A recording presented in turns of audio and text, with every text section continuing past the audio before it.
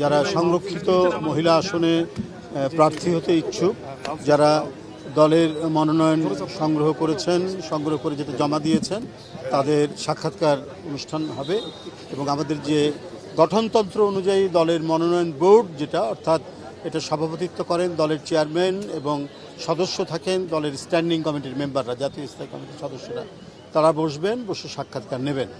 আমি আগেও বলেছি যে আমাদের এক ভয়াবহ দুঃসময় পার করে আমরা আজকের গণতন্ত্র উত্তরণে এই পর্যায়ে এসে পৌঁছেছি এবং গণতন্ত্রকে সবল, সচল এবং শক্তিশালী করার জন্য এটাকে এগিয়ে নিয়ে যেতে হবে।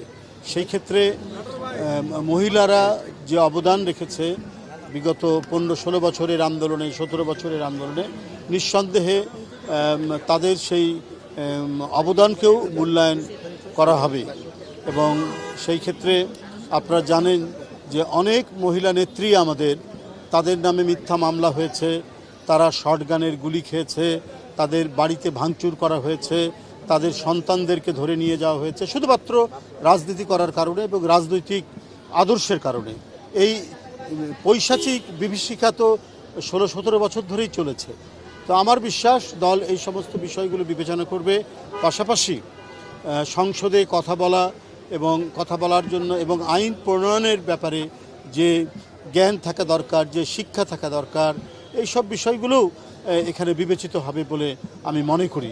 তো সব কিছু বিবেচনা করেই আমাদের যে মনোনয়ন বোর্ড তারা চূড়ান্ত করবেন মহিলা সংসদ সদস্য কারা হবেন সে বিষয়টি তারা চূড়ান্ত করবেন এবং যথাযথ মূল্যায়ন হবে বলে আমি বিশ্বাস করি। আজকে হবে রংপুর বিভাগ, রাজশাহী বিভাগ, খুলনা বিভাগ, বরিশাল বিভাগ, ফরিদপুর বিভাগ, 5টা বিভাগ আজকে।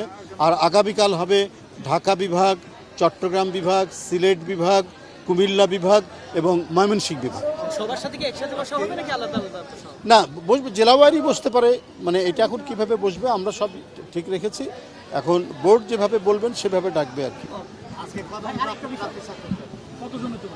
এখন এক্স্যাক্টলি আমি জানি না স্ট্যাটিস্টিক্সটা, মানে 400-র মতো তো হবেই, কম বেশি হতে পারে।